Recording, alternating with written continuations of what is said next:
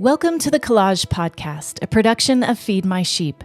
Feed My Sheep is a nonprofit in Temple, Texas that has a goal of feeding people that are hungry physically, spiritually, and emotionally. In this podcast, we discuss Scripture, and our hope is that you would be fed spiritually through the reading and discussing of His Word. We're glad you're here.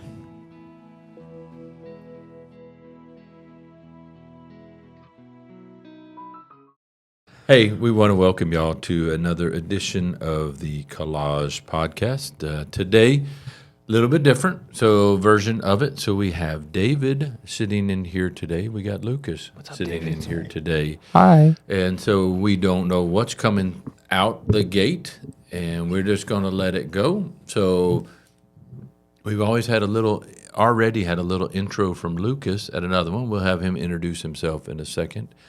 But David, just tell us a little bit about you, introduction, and anything of that sort that you would like. I don't know. I'm not that interesting. Just, coming off the streets. And That ought to keep y'all in tune with this. We've got uninteresting David, and then we've got Lukas, Australian, or what accent are we going to start with today? Let me see here. I've got a really... I can't even do it, dude. I got such a bad accent. It's horrible. But I try. So, David had spoken to us, and he is not uninteresting. But that's how we're going to call him. But David had reached out and said, hey, he'd like to do a little podcast to talk about some stuff. And so we're going to kind of go from there. And then, David, we got to make sure nice and close to the mic, and we're good. So just tell me, why did you even reach out and say, hey, I want to do something of this sort? Well, so podcasting was something that had come up in my first trip through rehab. As a possibility. I was told I had a pretty good voice for it. And recovery and mental health are big focuses for me, and topics that I've got a fair bit of experience in. I've been in recovery for probably 4 years now, in and out of active use, and in mental health recovery since probably 2018, 2017.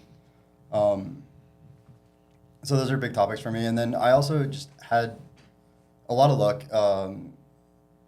probably 10 years ago, working on Facebook, doing kind of posts with just talking to people about their problems, whatever comes up, sitting on the porch with, your favorite uncle. You just sit down and say whatever's on your mind. Okay.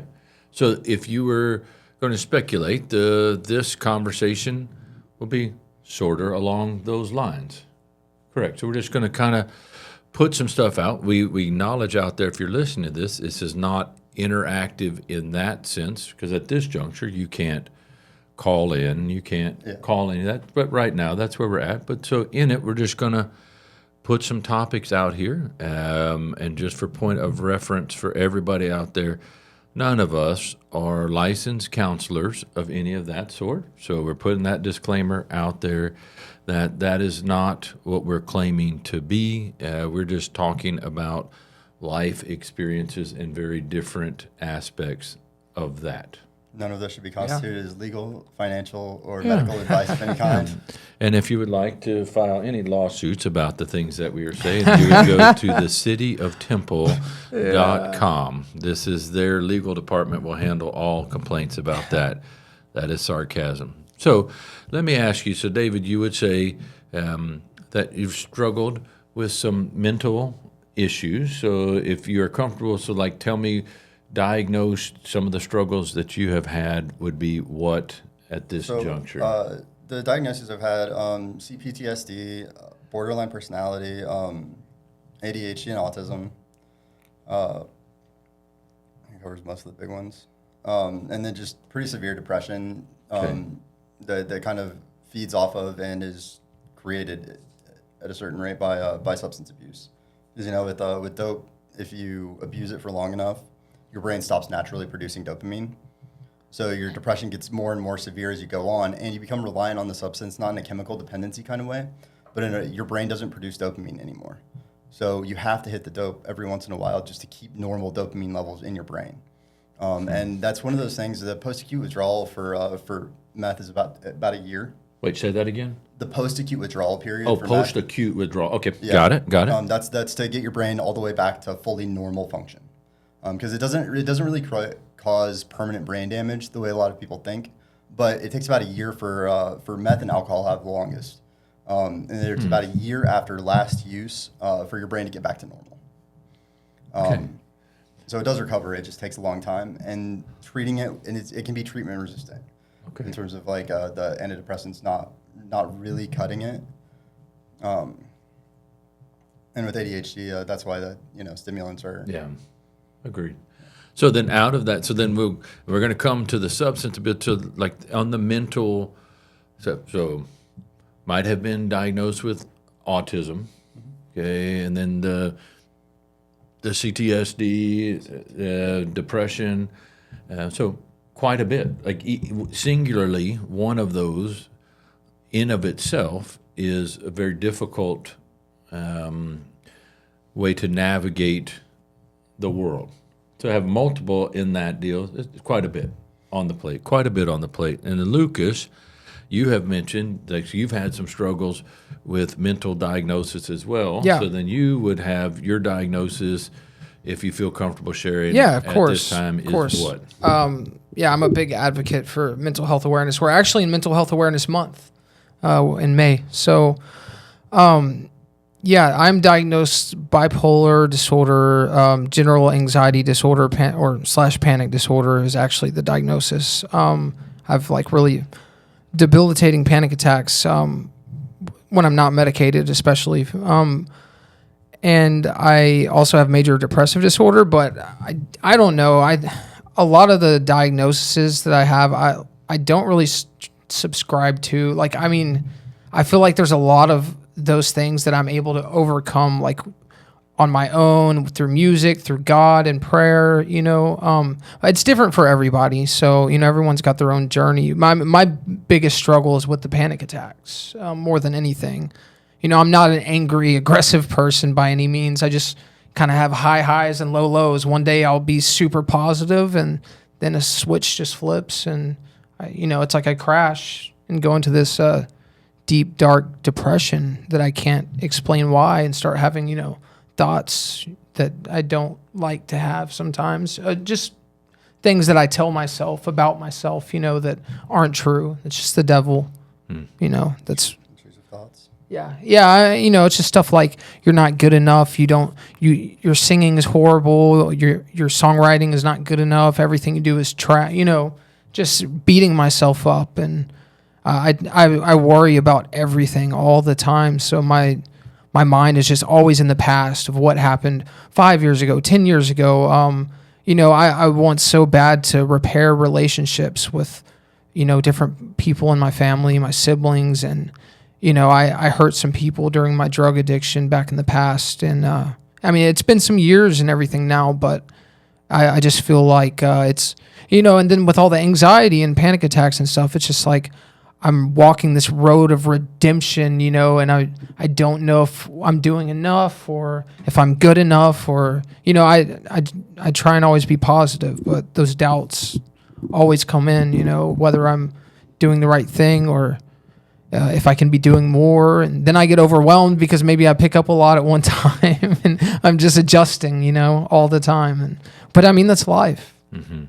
Okay. And, it's beautiful, but it's hard. Complicated. Yeah, it's very complicated. Yeah, for sure. So, I thank God every day. Agreed. And so the commonality here is both of y'all. Well, you got several that you are both male that are sitting here at the Right. moment. Okay. So at that, so being like that in the world, and both have had struggles diagnosed. So I would argue everybody struggles with the mental aspect of it, whether they acknowledge it or not. But both have been diagnosed with some struggles in the mental, and then both of you have had struggles with the addiction side that can come along with some of these as well, and then out of that. So that's kind of the baseline of where this conversation is. So then we also share the commonality of geographically, right now we are in Temple, Texas, so that's Right. neither here nor there, but that's just so our point of reference is that it's a little town. I would say little, but not too huge in Central Texas is where we're at geographically. Most people I talk to, I tell them I'm in Temple. They're like, "You're in a temple?" I'm like, "No, Temple, Texas." Yeah. Like, no one ever knows. Well, I'm from Dallas area, Waxahachie. No one ever knows what Temple is when I tell them. No, agreed. Like then we generally have to say, oh, we're about 1 hour north of Austin, like 2 hours south of Dallas. Yeah. We're right in the middle Waco. of the Yeah. And so, but we're just kind of saying here, it is 4 hours north of South Austin. What's that? Instead of 4 hours north of South Austin. Well, yeah, golly. Kind of in Austin. like a little triangle, aren't we? Like Houston, Austin, San Antonio. Isn't it kind of a? We're 3 hours from each, roughly, lack of a better term. 3 hours from Houston, 3 hours from Austin, 3 hours from San Antonio, 3 hours from Dallas. It's pretty convenient. We're right in honestly. the middle. Yeah, it's nice, but it's your stereotypical mid-sized Texas town. Bible Belt is the demographic in this area. Okay, so the main point of that would be not necessarily where we are, but the struggles that are occurring in the larger towns, they are occurring in Temple as well. There's towns that are smaller than us, just outside of town. The same things that we're talking about are occurring there as well. Yeah. People Well, and, struggle. a lot of the drug epidemics are going to start in small towns. Well, agreed. Because that's where you can get away with a lot more as far as like cooking dope and stuff like that. Yeah, and then take it to the city. I mean, this is an epidemic. This is not just localized to a couple places. This is everywhere. Well, agreed. Everywhere. And it's just anywhere you have easy access to a highway or a train or something like that is going to be a place where you can expect to be there to be production happening. Yeah, and we're in Texas. We're a border state. I mean, we're the biggest state for drugs to be smuggled in through Mexico. And we've got a problem there as well. That's a whole different story. But Whole different story. it still does relate to the homelessness here with the drugs. Yeah. But it's a whole other and thing. then just so we're on the same page, then stable housing is the first. So both of y'all struggle with the issue of having stable housing. Correct. Okay. Yeah, I think after I get done here today, I actually have to go move out of. Yeah. Yeah. So Close to staying. yeah, David's.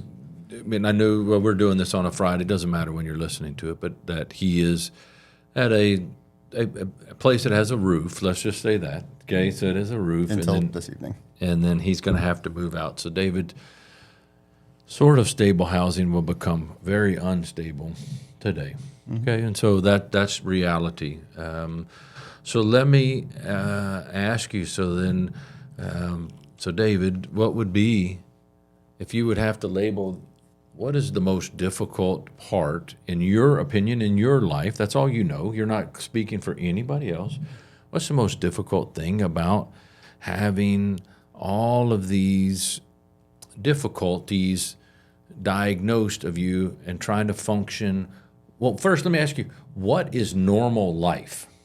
Tell me your definition. Let's just get this straight. What is normal life to David? Tell me what that means to you, because I was fixing to ask you, how easy is it to function like a normal life? First, we need to establish what is a normal life. So for me, what I was used to before probably I think it was 2022. I lost my place in Austin, and I had to move away from a good job. I didn't actually lose the job. I was actually in a pretty stable recovery at the time.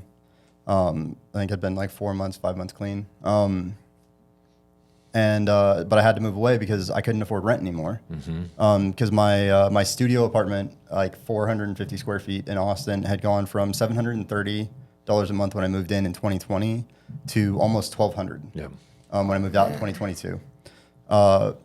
It's tough. Yeah, and so I moved there. I moved from there, and then ended up in Indiana, back in Indiana, my hometown, homeless there, and just finding stable employment and a stable place to live just never really happened. And it's been this August will be 2 years, Okay. and they say statistically, like if after about 2 years of homelessness, your chances of getting back to stable housing, stable life, stable income starts to approach zero. Pretty close to zero. Yeah. So not to be now. Before we even begin this discussion, But I would say, so like, and we're going to go in this discussion because I'm not an expert on it. I would say before we begin, I disagree with their statistics, but the truth of it is, so like in it, I'm not claiming experts would say like, congratulations, David, you are a statistic. And they would even go 6 months. If you are on the street more than 6 months. It starts to drop exponentially as time goes up. Yep. Exponentially. Well, and the great thing about statistics, right, is that they can always change. That's true. Because statistics tells us what has been so fair, far. Fair. Yeah. Fair. So especially with housing, this is something we can always change. Like, it's mind blowing to me that we have, on average, across the country, 26 empty vacant homes for every homeless person in America. Yeah. Really interesting. Yep, and these are good homes, functional homes, houses that are just laying dormant, that are unused because it drives up rent prices, because it's more profitable to have empty houses and to drive up property taxes, property values in areas where people need those homes. Yep. Let me ask you. So with it, so we don't leave this point completely undone. So when I would say, I agree with you, the statistics are of what has occurred in the past. And so I want to make sure, like that David would hear, do I believe there's a 0% chance of him getting off the street and having a new life? Absolutely not. Okay, but statistically, very difficult. So then I would say, in that discussion, the next question that pops into my head, like talking to David or anybody here, because this is another type of discussion question. If I said to you, David, I said, what would be your number one need today? Number one need today? Mm-hmm. Number one need today is what? Just off the top of your head, you would say what? Income. Okay. A stable income. Job. Well, not necessarily even income. a job, but just like there's some stuff I have that are good ideas. Like I have an app that I'm ready to develop that requires an investment. And a lot of the problem with homelessness is that it takes money to make money. Fair. I don't know how many times I've been getting ready to go into an interview while homeless and trying to figure out what to do with my backpack, because if I walk in with that backpack and they see, the blankets attached to the side or whatever, they're going to know I'm homeless and they're not going to hire me because they don't want to deal with that. Right. Because with homelessness, your chances of being a drug addict go up. Your chances of being, late, unreliable, mentally unstable, chances of, transportation issues, all of that. And they look at those backpacks and immediately all of those thoughts, and none of them are unfair or even necessarily judgmental. But a hiring manager doesn't want to deal with all of that. Fair. Right. Interesting. Yeah, I mean, appearance, really does mean a lot. Yep. And that for me, like, real quick, since I've been homeless, I always try and maintain a clean, I take care of myself anyways. I always have, but I always try and maintain like a clean appearance because I don't want to deal with any kind of judgment, and I wouldn't blame anyone for judging. It's just human nature. And the problem there is, if you do maintain your grooming, you do maintain that clean appearance, you don't look homeless, then what happens if you have to panhandle, right? You just look like you're faking with the sign because you're clean, you're well groomed. You can't be homeless. Yeah. Yeah. Yeah, I've never panhandled. I just couldn't imagine. I haven't either. Doing it. But if you looking homeless, people are more likely to stop and give you some food, give you some money, something like that, even without panhandling. But so you have to find the balance between I don't want to look homeless. I want to take care of myself. I want to have that self-respect and get those, because if you treat yourself with respect, right, you feel better. Yeah. In terms of mental health, it's self-care. But you have to hit that balance between then people aren't going to give, then I'm not going to get what I need. So where do you fall there? Which side do you err on? Not getting the help and support you need as a homeless person because you are taking care of yourself, because you are practicing self-care, because you are well-groomed, or not taking care of yourself and then falling deeper into depression because you're telling yourself every time you don't shower, every time you don't, get yourself the right food, you're telling yourself you don't matter. Right? Yeah. You're sending yourself a message that I'm not a person, I'm not important, I don't deserve, to be treated well, because if I'm not treating myself well, that's what I'm saying. Okay. Interesting. So great discussion there. And so I would say, so first I said, Dave, tell me the number one thing you need right now. Income would be number one. Tell me the number two thing that you need right now today.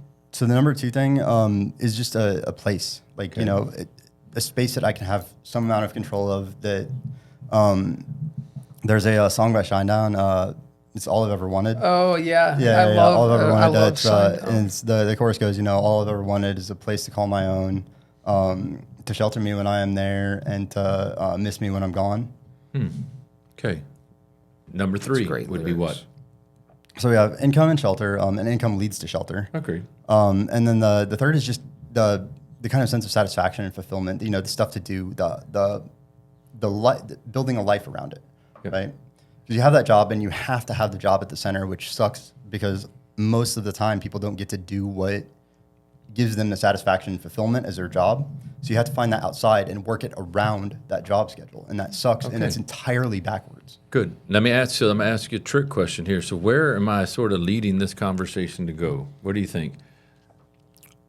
Any ideas? Okay, so I'm gonna unveil here. Okay, so do you think you can have sustainable income if you have not taken care of addiction and mental health?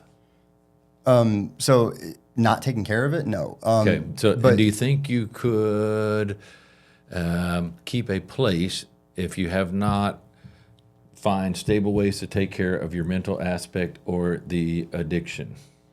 Would you keep the place long term?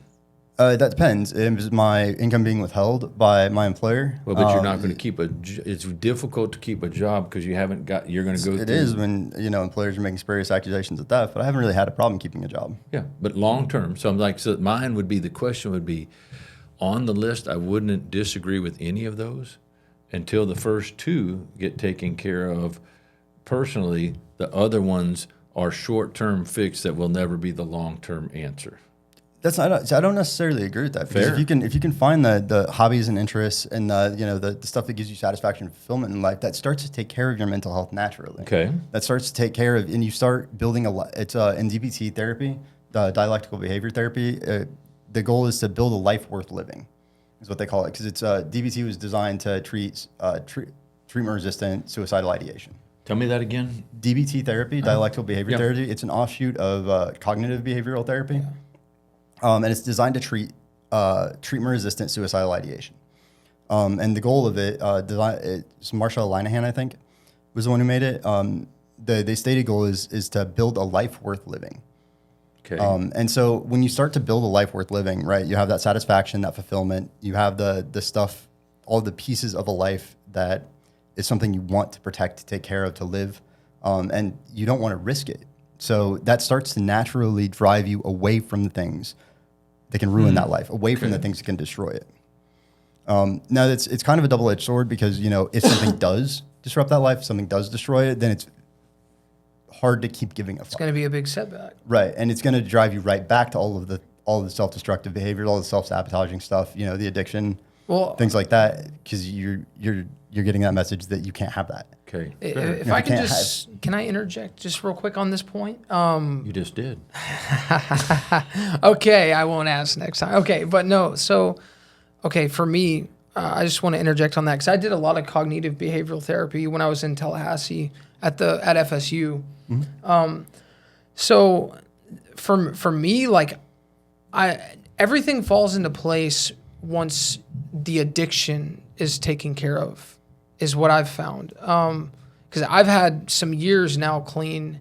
I mean, I don't drink or anything like that. And like, your mental isn't going to come until the addiction is fully taken care of because your brain is just in a constant, what's going on here, And I mean, it's horrible the first few months especially, but like once you get to that point, I'm telling you, like, everything just starts to get better. You start to take care of yourself more. I mean, everyone's different, of course, but I think the first thing you have to focus on is the addiction part. And I'm not trying to preach or anything, but for me, I was initially trying to get clean because other people wanted me to, not for myself. Once I really wanted it for myself, I got clean, and I'm past it now. Yeah. So the thing on first of all, they say in recovery, right? Because I have been through rehab, that everybody's recovery journey is unique, right? And no two people's is going to look the same.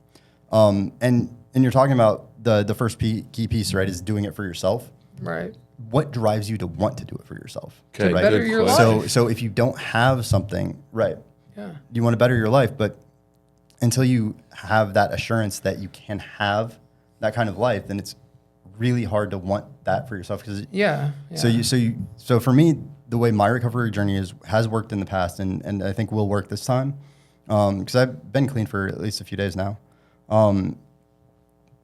After a few months before or a few weeks and off and on. The way it works is to prove to myself that I can have that life, right? That it can come back, and then once that piece is in, then I have that, and I can want it for myself, right? Yeah. And it becomes about, like I said earlier, protecting that life that's worth living. Right. So getting that piece locked in that, okay, there can be a life worth living. Life does get better. Things do improve, and there can be satisfaction and fulfillment. Then, okay, now I know I can have that, and I have something to protect, and I want to get clean, and I want to stay clean. Well, let me ask you real quick. So, do you still hang around people who do drugs?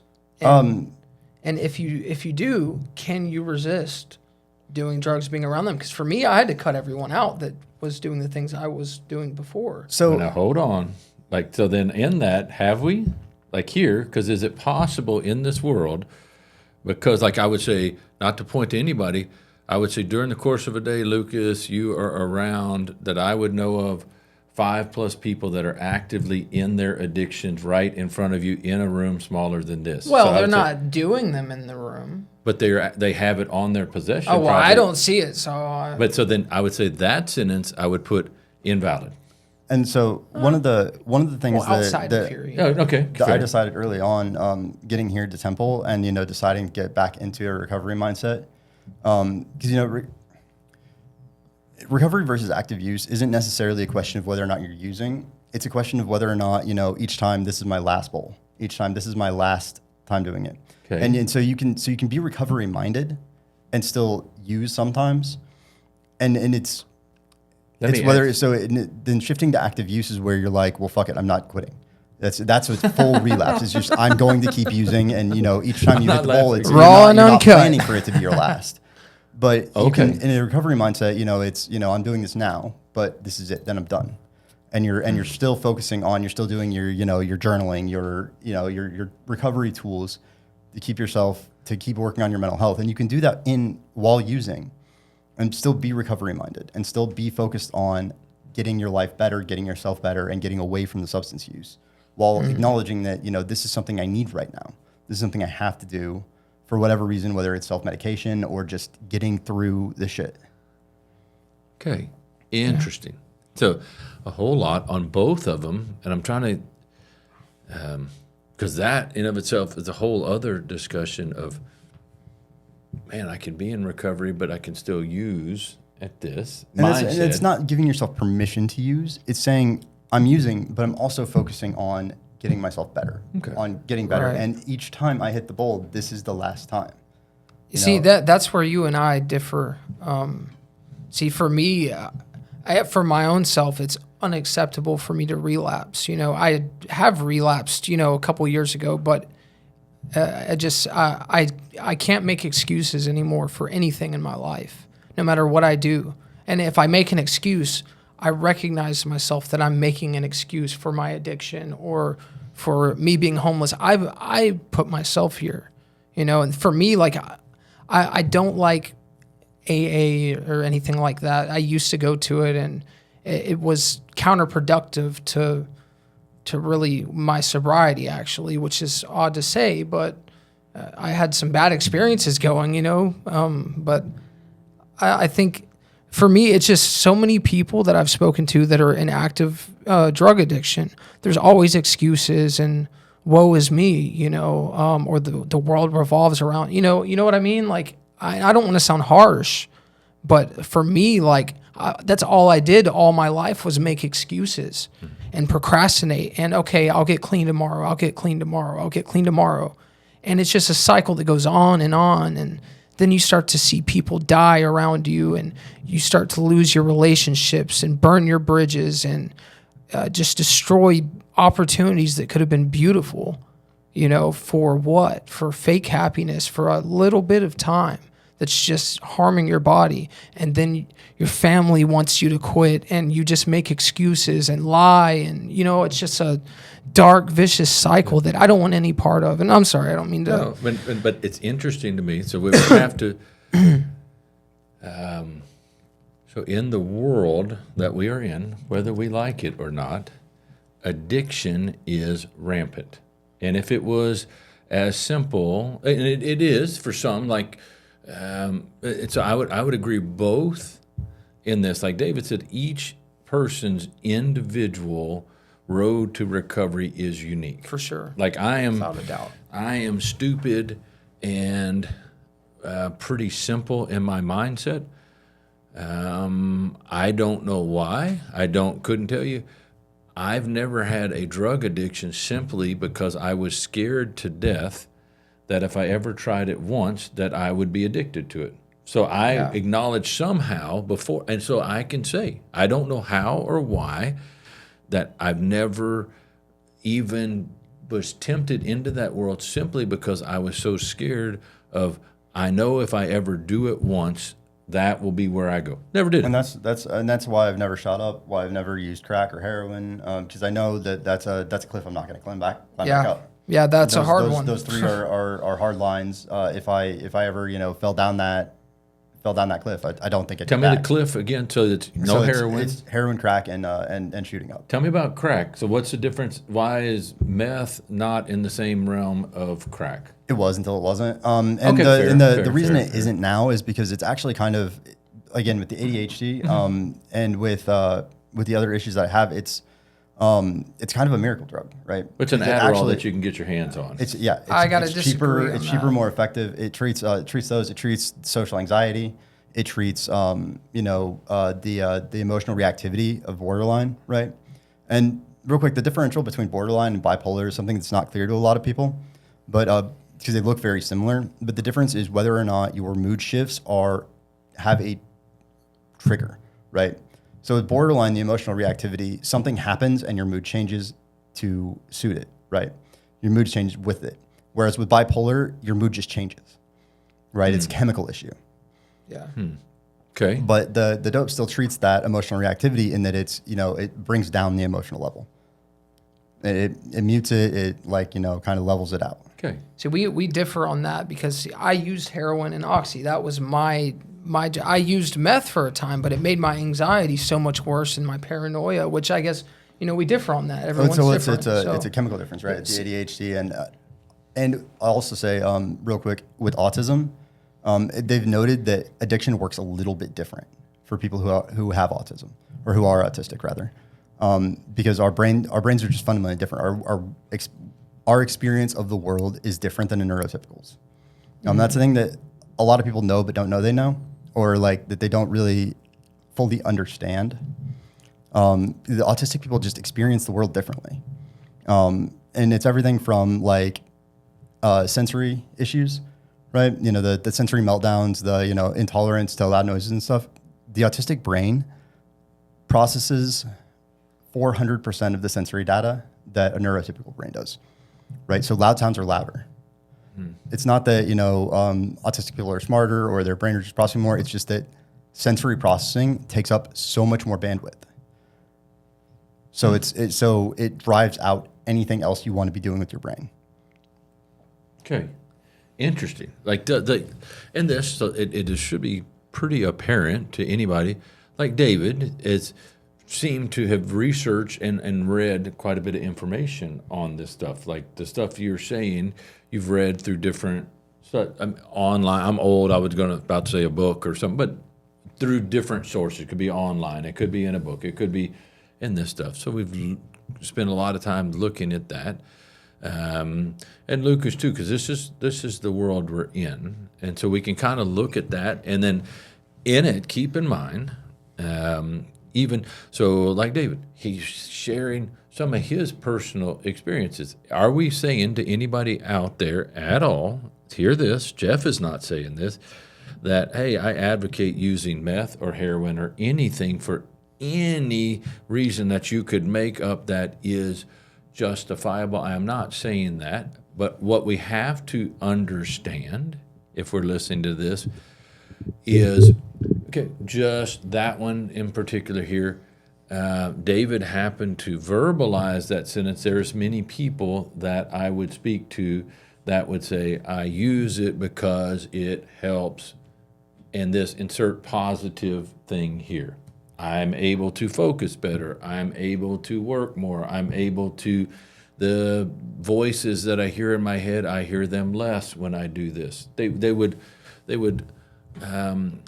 denote, and all I can speak is what they would say. I'm not talking anything other, but they would say, man, and it helps when I do this, and that one, they would not necessarily hear say, well, it's recreation, because like when I go out to the club, I just want to do this. It becomes a daily sort of defined. A normal is what it can move into, like you started this whole thing. And I mean, it's pretty well known, right? Like a lot of times drug addiction starts with it being fun, right? But it by the time it becomes an addiction, right, and it's noted as an addiction, and the person is willing to say to themselves, this is an addiction, it has long since stopped being fun, right? And that's something we all know. At least if you have an addiction, or if you've suffered from addiction, survival at a certain point. And a lot of times it's daily maintenance. It's it's any number of things, but the patterns of your life start to build around it. Like, and one of the things with homelessness and meth in particular, let's say a single person's food budget, right? You could say maybe $100 a week. Okay. So, but for a moderate to mild user, meth probably $30-$40 a week. So just so for and point of that reference, cuts your food budget down to like 20. Because why? Because you don't need to eat. You're not as hungry. You don't eat as much. You're not as driven to, especially if you have like a compulsive eating disorder or something. You get to cut that out. So your food budget drops. Your need for nicotine, if you're a nicotine user, drops. And a lot of other expenses go down because you're using the meth, and you have along with your health. Right, of course. I'm not advocating for meth. What I'm saying is, I'm just listening. There are budget reasons that it can be better to stick to meth, and like you said, working, it enables you to work more hours. It enables you to work harder, and like a lot of people I know are homeless. They're doing like scrapping and stuff, where they're putting in probably 80 hours of work in a week to make maybe 20 hours a day. Or $20 a day, maybe $20 a day, if they're lucky. And they could not do it without the meth to help them. But aren't they doing that to buy more meth? No. To scrap? No, often not. No. If it's $20 a day, $20. How are they getting their meth? I don't know. I haven't paid for drugs in a while, to be honest with you. Like, and that's, there's privilege to that, and probably a few people, if they heard me say that, would scowl at me. Yeah. But you hit a point in drug use where it stops being expensive, and you get close enough to a plug or to a real supply that the drugs prices drop exponentially from the new to an area street price of $100 a gram. You can get down to $100 for 8. Okay. Yeah. So, just for curiosity out there, so because you use the term, like, just for point, a mild and a moderate, and we're going to say, let's just say mild user would be this is somebody who's not trying to who's not just sitting there hitting it to get high, but they're just taking a couple hits every few hours, or mild would be it depends everyday on the person. User. Sort of a mild daily user, I guess. Okay, so mild. So I'm just getting it. So mild daily user would be they would use meth. Just give me. Or for instance, for me, a good, relatively healthy point to manage the dopamine levels and stuff is probably using every couple days. Every couple days. Mm-hmm. Okay. Because the first and you initially use it, you get high, right? But that's not for the point that I've actually sought for quite some time now, being in recovery. But the day after, I just have normal dopamine levels. I feel like what I would assume is a normal experience the day after use. Okay. And then of course after that you have the crash and all that, and it gets nasty. Yeah. But for that one day, I get to feel normal. Right. I'm not highly emotionally reactive. I'm not depressed. I can feel happy. I can laugh, and all of that. And that's where it gets into for a lot of people, their addiction is very much a medical issue, and it sucks because we don't always have the medications. And you know this, Lucas. We don't always have the medications people need. Yeah, no, that's true. And Like sometimes it's the tough medical to get meds a lot of the times. It's tough to get the meds, time. and sometimes the meds for different people just don't exist. Yeah. Or they're so they've actually developed something called the gene site test. I don't know if either of you are familiar with it, but it's a genetic testing that identifies what medications work based on your genetic code.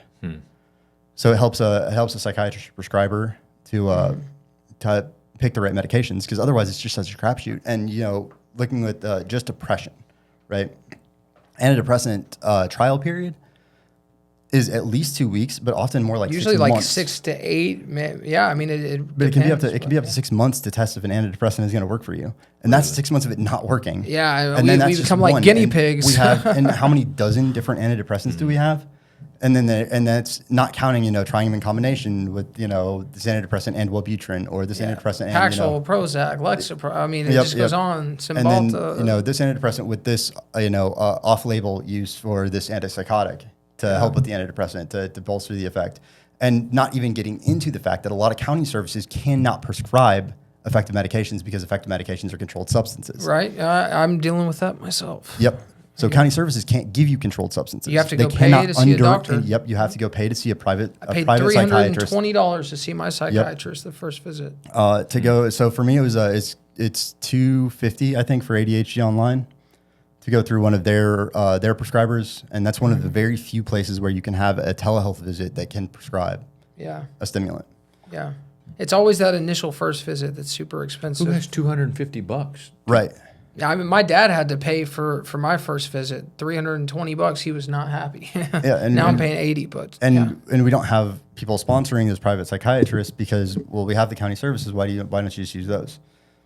They can't give you them, but they can't give you the effective meds. So you're wow. And that's why and we get treated like drug seekers, from a lot of doctors. The DAs made things very difficult. It gets even worse. Did you know there's actually a credit score? Yeah, for addiction though, it's called the NARC score or something. I found out about that. And that can even be focused on your zip code.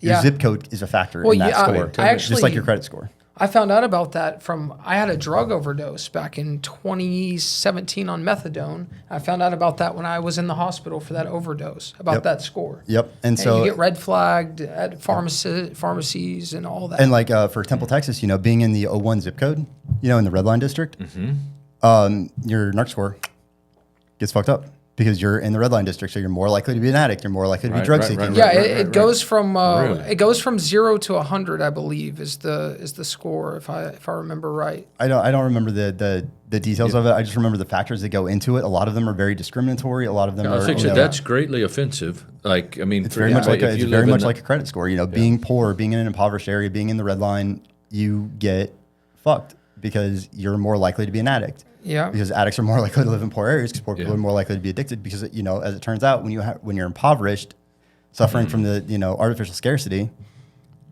and deprivation, then you're more likely to seek drugs because you're more likely to need them to survive. Yeah, you look at the world, it's like you look at the drug epidemic and homelessness, it's like so politicized too, I mean, you see everything now. Corporations, these hospitals, big hospitals, they're corporations. They're a business. These pharmaceutical companies are a business. It's all about the money. And if you're poor, you're just going to get treated worse, like scum, and no one really cares. I mean, people care, but a lot of people. We have a war on poor people that we're calling a war on drugs, when really what we need to be fighting is poverty. Artificial scarcity, deprivation, things like that, because we are post-scarcity as a society, right? Like in America, there's no reason for it. We don't have a resource problem. We don't have any reason for anybody to be suffering deprivation at all, except that wealth concentrates itself. Yeah, I mean, we have a distribution issue, not a resource issue. Yeah. If we could just cut off, sending $1 trillion to another country just for a year and actually take care of our own, that would be really helpful. Or what we could do is, tell millionaires to stop parking millions of dollars to make more money, and start spending it, putting it back into the economy, because we have wealth concentrating itself, being used to generate more wealth, and then we wonder why inflation is so bad when all money is doing is printing more of itself. I agreed. And Instead of moving around. Societally, we'll move on, because like all your great societies have collapsed. Not saying anything on, but the Dutch were a great society at one time. We don't know anything about Dutch anymore. It's when income gets into a tiny, tiny, tiny, small percentage of the population. We're never designed to have billionaires. We're never designed that our economies to have trillionaires. But whole other discussion. Okay, so we'll have that one, and we will. But intriguing to me. So, David, mild user, they're going to use it every day. Not every other day. You're going to skip a day? It depends. What is mild? I'm asking depends person to person. So for me personally, that's mild use. Is maybe a heavy a gram lasts a couple days. Heavy users, you can get people that will do. It's called like a hot rail or something. I'm not going to go into the details, but they just hit an entire 8-ball at once. That's 3.5 grams in one go. And then that does. That's whereas a gram can last 2 or 3 days. Okay, tell me again on this. So, like, a gram is how you would measure substance. Yeah, great. Yeah. Okay, so it's a metric. Okay, so people would do in this way. How many again at one time? Some will do 3.5 grams at once. Okay. Or if somebody's shooting up, they could go through like half an ounce a day. Yeah, I mean, this is one of the people in my rehab was at that level. That's horrible. He was banging it. He was going through a half an ounce a day. What would that look like in the form of a person? How they would tell me what that day would, or tell me what that means for that person. I have no point. So I mean, it's going to depend, because you could have people using that heavily and have no idea that they're a drug user. And that's one of the things that scares a lot of people about meth, is because you get this myth of the meth monster, right? But and that can happen sometimes, because some people do react more. You said you're not an aggressive person. I'm not either. And it's never really done me like that, partially because of ADHD and autism. Meth is a downer for me, not an upper.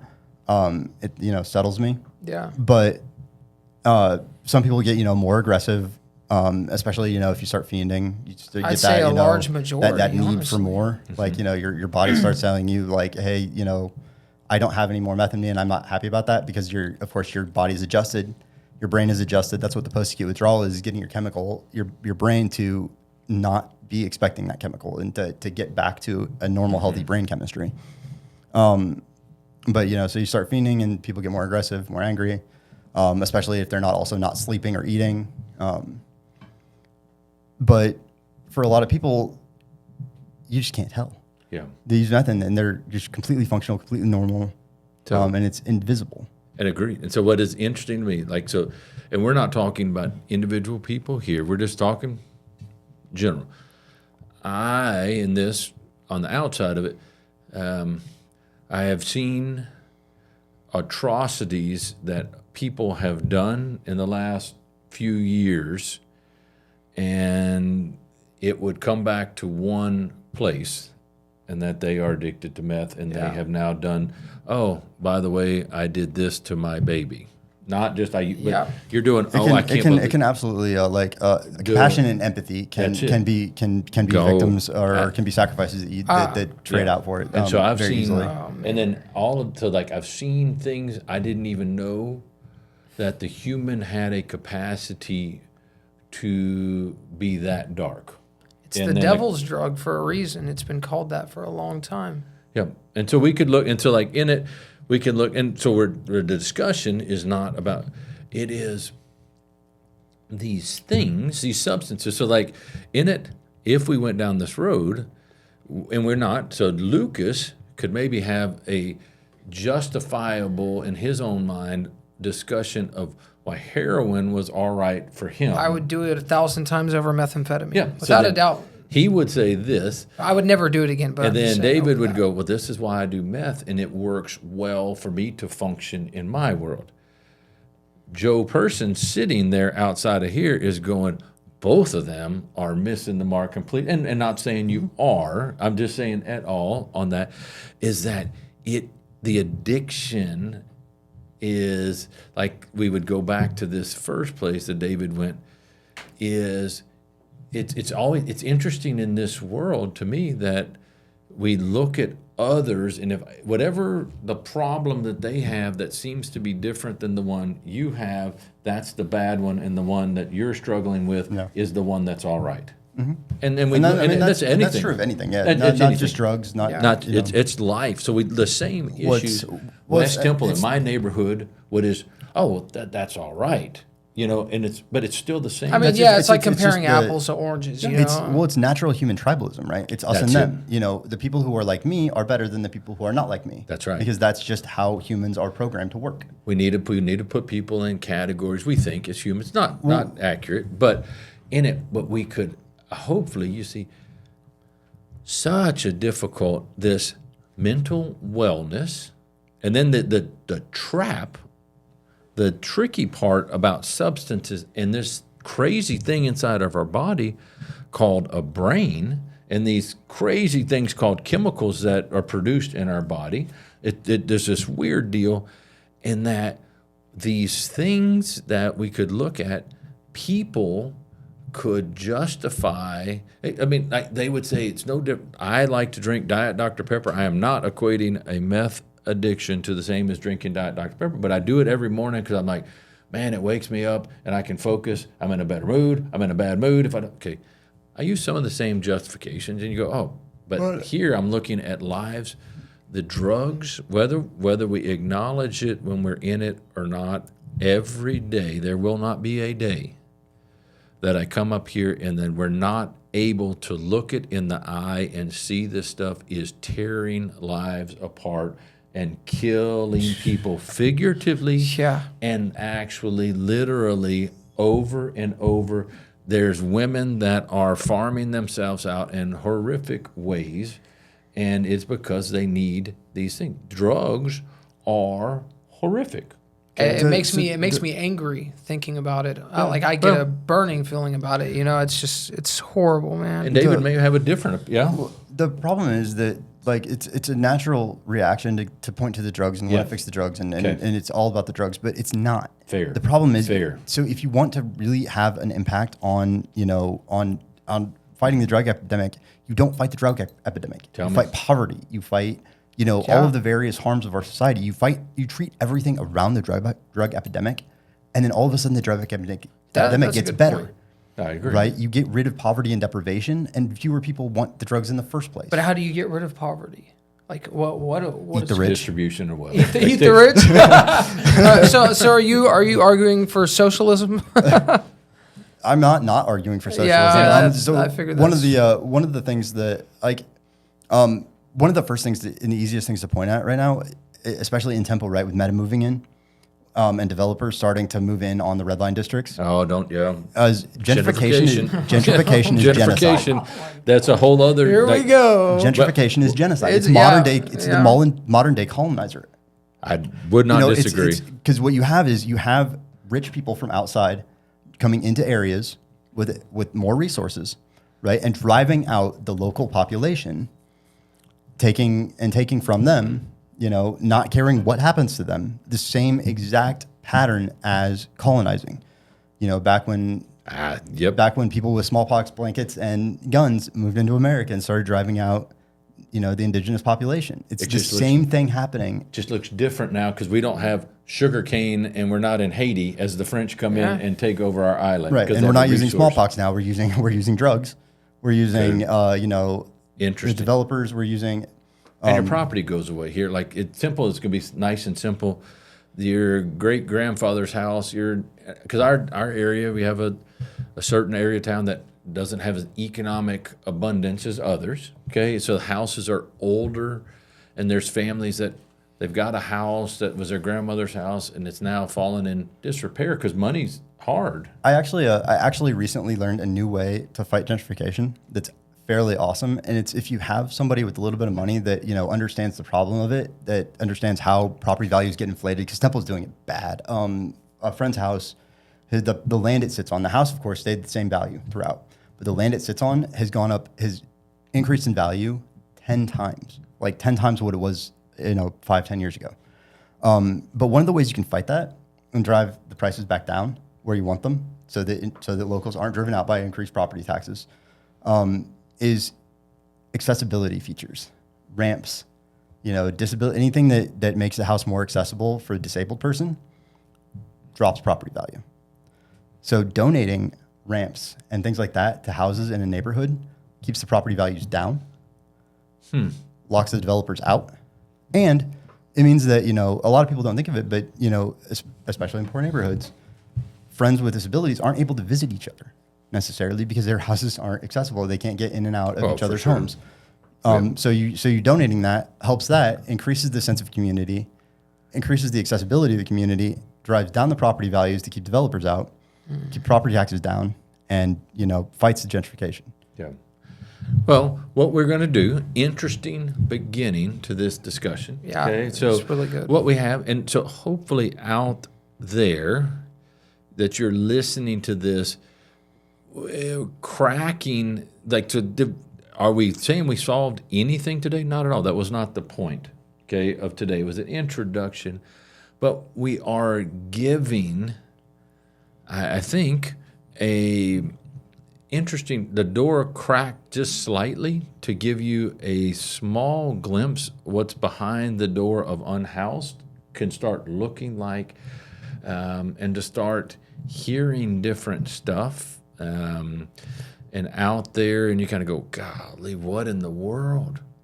Interesting. We're going to look, and then you can kind of see that what we're going to talk about next week going to look a little bit different, but there's truth, and we touched on a lot of different stuff, and we're going to look at, probably go back a little bit what David said of, golly, some of these things it's so easy, but it's so hard. Just knowing that you deserve to have a life, and to see that I can have a life can be the things that can help cornerstone the beginning of this process of I deserve to have a life and better than this. And recovery can come out of that. And I would say if you want to help an addict, that the first and easiest way is to give them a place to belong. Give them community, because drugs want you isolated and alone. Okay. They want you in the dark by yourself. That's right. Yeah. And so if you give them community and belonging, bring them into the light, bring them together, give So them love, true. compassion, kindness. that's right. So David he doesn't even know. We have not even spoken on this at all. He doesn't even know this. Okay, Jeff says it over and over and over and over and over. What I believe, what I am learning, what I am seeing, what is occurring here in we happen to be in a neighborhood that is impoverished. Okay, I would say in everywhere. The thing that people are longing for, searching for, that are missing in their life, okay, is lack of community and belonging. Here, it's even more rampant because you can reach a place that you feel completely isolated from everything else. I have burned every bridge with my family. I don't have a family to go to. I've lost my wife. I've lost my fiance. I've lost whatever. These relationships. I have my kids. They're gone. I lost them to CPS. I don't have a place to stay. I don't have any friends. I don't have a life. And you could go, I have nowhere I belong.